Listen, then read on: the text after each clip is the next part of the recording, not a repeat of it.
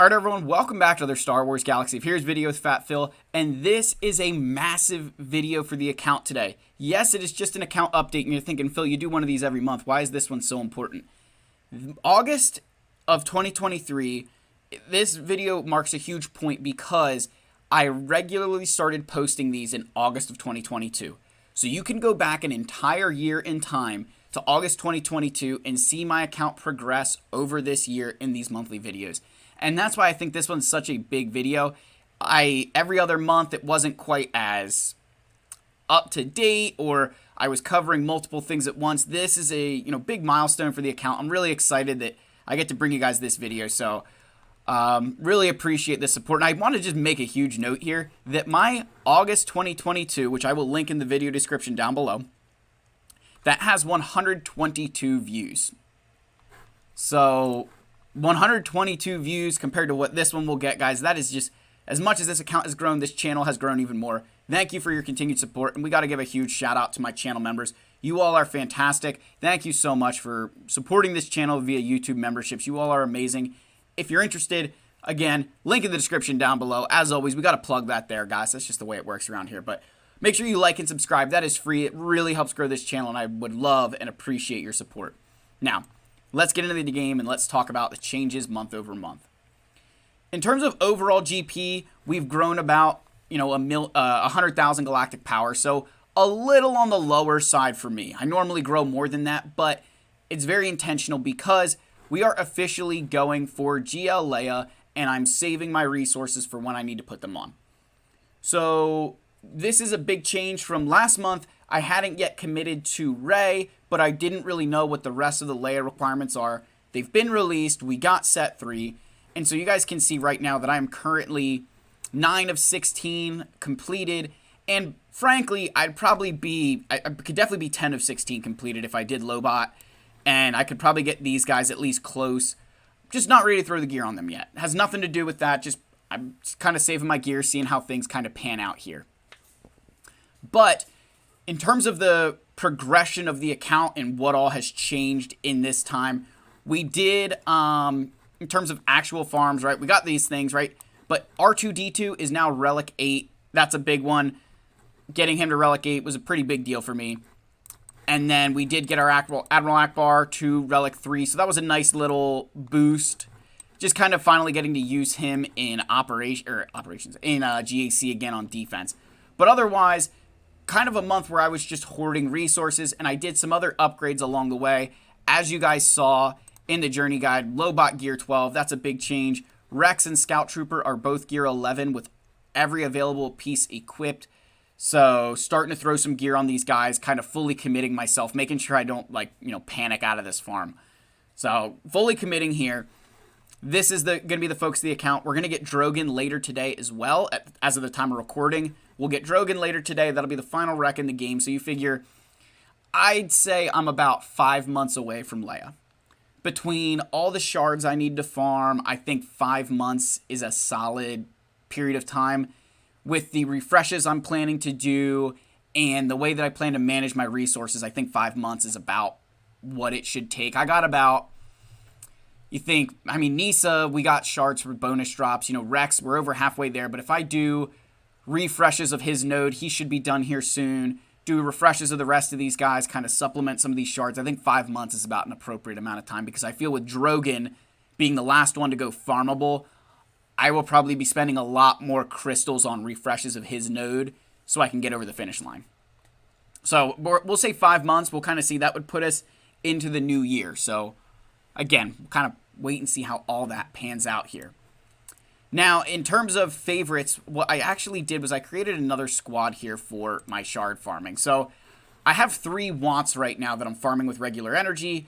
We've got Tusken Chieftain, we got Zorii, and we've got Cere Junda. They're 3 characters who I just would really like to get 7 stars.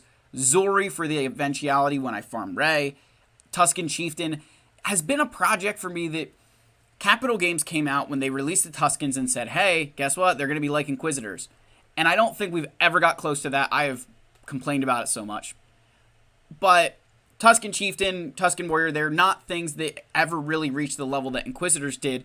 But if something were to happen and hey, there's a new character that you need Tuskens for, I'll at least be in a position where my Tusken Chieftain's 7-star and I just need gear for him. Tusken Warrior, I've never farmed, but he's an 8 energy Cantina node, so I don't feel like I'm missing out. That if it push came to shove, I'd be getting him in less than a month anyway, so not a big deal there. Zori, again, just getting there. Seer, starting to farm her up. The reason I'm thinking of farming Seer is because of Terran Malicos. We'll kind of cover that as well. So just kind of starting to farm Seer a little bit, get ready, and start preparing my account for eventually going for Jedi Knight Cal at some point. I don't know when, but she's one who I could at least use her with leftover unaligned Force users, which I have plenty of. I am farming Marin from fleets. She's the only character I need out of fleet nodes right now, so she gets the energy there. I'm not doing any refreshes. I'm not trying to rush her along right now. I'm trying to just save my resources for this Leia farm, because I am doing a refresh at Rex right now. He's the only character for that I can truly farm, so we'll get him. And then, hopefully coming soon, Nisa, Scout Trooper, and Drogon obviously releases today. I need these characters to hit nodes soon so I can start farming them. My big fear is if they don't go to 60 energy nodes, you're looking at a large increase in energy. And I've kind of prepared my account for that potential, change. And the reason why I say I've been preparing for that is I've been stockpiling Kyratex. So you think I have the vast majority of Kyratex on my Rex and on my Scout Trooper. So I only need 200 more Kyratex for them total. Now I need some for Nisa, but I have almost 900 of those, and I've got 500 of these. So I've got a lot of Kyratex stored up. I feel really, really good about that number. Again, I should be getting more. I'll continue to get them, but they will probably take a back seat comparative to the shards I'll be farming. And I kind of purposefully imbalanced myself that while there wasn't as much I needed to farm, let's focus on the Kyratex so I can just focus on shards when I need to. So that is something that I have been doing like crazy. And again, just preparing myself for Leia, stockpiling those Kyratex, and also just kind of noting that we are in a position where I also have been stockpiling relic materials. So, I've got plenty of signal data. I will need more, right? I'm going to need more, but in terms of relic materials themselves, I think I have enough to finish out the Leia farm, so I feel really good about that. But there is somebody who's going to eat up a bunch of my gear, and that is Reva. I should be getting her. Most likely it'll be 3 TBs. I think my guild will probably fall just short. We've had too many players dropping missions, not taking it seriously, so unfortunately one of those situations where a few are going to cost the many, and that's just kind of the way that guilds are sometimes, that, a few players are going to end up costing us, and, I'm not trying to call anybody out. It's a fact that if you haven't been streaming your Reva mission, you've been dropping it, and this goes for everybody. This isn't just me yelling at my guild. This is me yelling at the entire game. Understand that if you don't take 5 minutes and be like, hey, can somebody help me with modding, or stream the mission with me, and you fail it consistently, you could potentially cost your guild, and my guild's in a position where that's the reality. Kind of sucks, but it is what it is, But she's one that I will probably get in 3 TBs, and she'll go immediately to Relic 7. Just immediately to Relic 7. I'm not even going to bat an eye, throw everything on her. I mean, I think she's like 700 Kyratex, and I will still throw everything on her because that's immediate boost to my account. Both, I think for defense, it's just going to be a huge upswing for me. Really, really could use her on that team. So definitely something that I'd love to get there. Just kind of make my GAC defense a little bit more difficult to beat.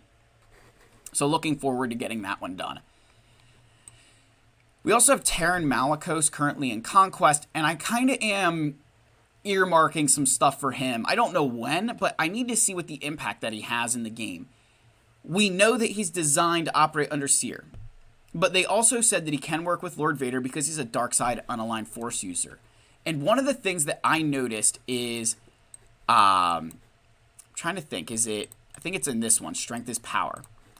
His Grand Arena Omicron at the end here says, whenever any other unaligned Force user ally uses a special ability, Malicos assists. I began thinking, if you put Maul and Malicos with Lord Vader, the amount of damage that they could be putting out is insane, because Maul's special ability, right, Lord Vader's going to activate Frenzy on Maul. Maul's going to do his ability, right? Get stacks.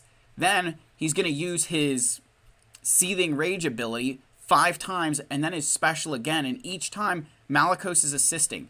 So that is a lot of damage output from that. So really, really interested to see if Malicos and Maul is the way to go about getting Lord Vader. And if it is, I may be gearing up Malicos. I don't know quite when that would happen, but it is something that I'm keeping, putting in the back of my brain that I need to be thinking about. Oh my gosh, this game. I swear BlueStacks only lags when I'm making a video. I mean, look at this. This is absurd. It's probably going to crash on me. Let's just do a quick reboot. My apologies, everybody, but technology only works when you don't need it to. So while we're waiting for this to load up, what I want to kind of cover again, right, just keep in mind as we're doing this video is that the purpose of my account right now is preparing myself that I'm in a position to pivot to whatever the game needs. The GL Leia obviously being the big thing I need to pivot for, but if something happens with Cal, Jedi Knight Cal seems to be really popular, Afra, whatever the case is, I need to kind of prepare myself for that potential that something could change. And if it changes, is my account in a position that I can switch, or am I kind of stuck? So that is something that I am really looking forward, looking to do. So again, we were down here with Taron Malicos. So the next thing, obviously we've got to worry about getting these guys to Relic 3. That's not that big of a deal. It's not. Relic 3 is easy, and they're characters who only need 300 Kyrotech apiece, so I'm not too bothered there. But we also are going to get Beskar Armor Gideon in Conquest, and that's going to be after Malicos, I believe. And what makes me, kind of where my mind was going is, do I gear up Malicos, or do I see that if Beskar Gideon is really, really good, because I won't get Malicos in 3 Conquests. And I don't know if I'll even be able to get Beskar Armor Gideon in 3 Conquests. I don't know. But when I look at the Imperial Remnants, and you see the characters here, you'll wonder, are we going to get more of them? Is it just going to be Beskar Armor Gideon? Again, all of that to say, trying to prepare myself that if that happens, I need to have these guys ready to go for whatever Beskar Gideon brings. I actually think we did get confirmation that Dark Trooper won't go to that team. But, again, who knows? Capital Games could just, pull out the rug. So I am kind of mentally preparing myself for Beskar Armor Gideon and seeing what his impact is and if I need to gear him up in the middle of Leia yet again, expending an insane amount of Kyrotechs because, of course, Kyrotechs are everything in this game. So, again, a lot of things on the brain right now. But in terms of, that's kind of like the future state of the account, right? We get Leia, we start working on those other things.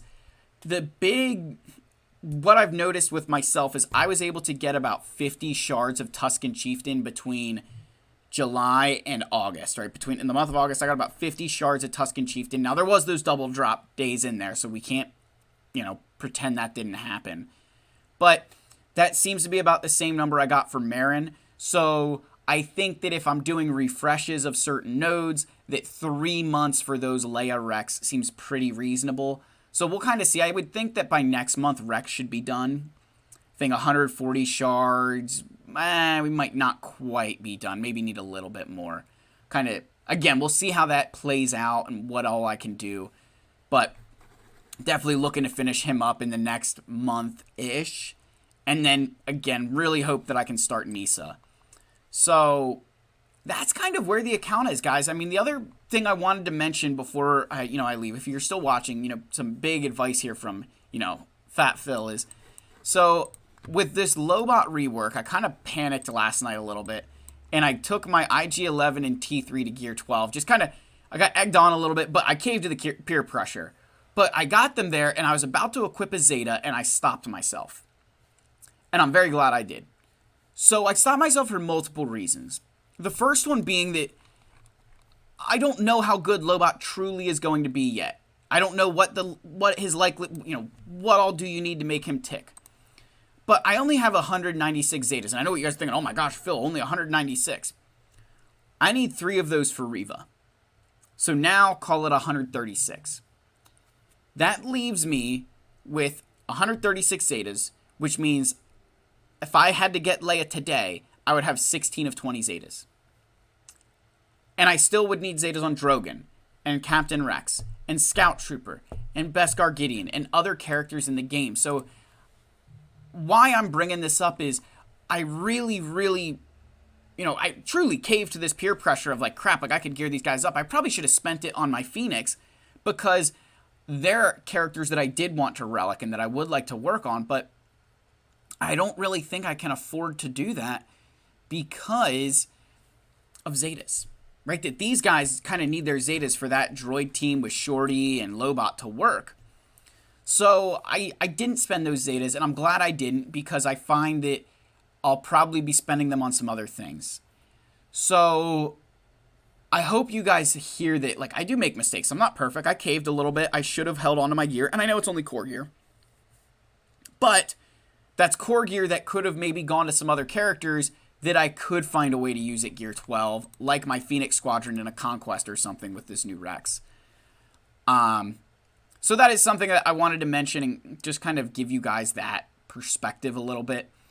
The last thing here, kind of ending on this note, but, a little bit of a better note, I am really, really excited for the future of the game with getting someone like Beskar Gideon, Terran Malicos, I think are both really, really good changes for this game. They're trying to bolster some of these factions that exist that are, I don't want to say lackluster, because I think the Seer Squad is good, but I think Malicos is going to make it into something that it definitely is not right now. And I think Beskar Gideon with Imperial Remnants kind of finally getting that squad and being something that's worth investing in is awesome, because this game there was like this, it's almost getting like to that predictable point of what teams people are going to place or how they're going to use them. And I think adding those characters in there gives this game a lot more depth. It gives us a lot more volume. My only concern, right? But the concern, I'm excited for those things. My concern is getting an 8th Galactic Legend. And I'll cover this in another video, but I'm just going to tease it now. My concern with getting an 8th Galactic Legend comes into how does that play into GAC in Territory Wars.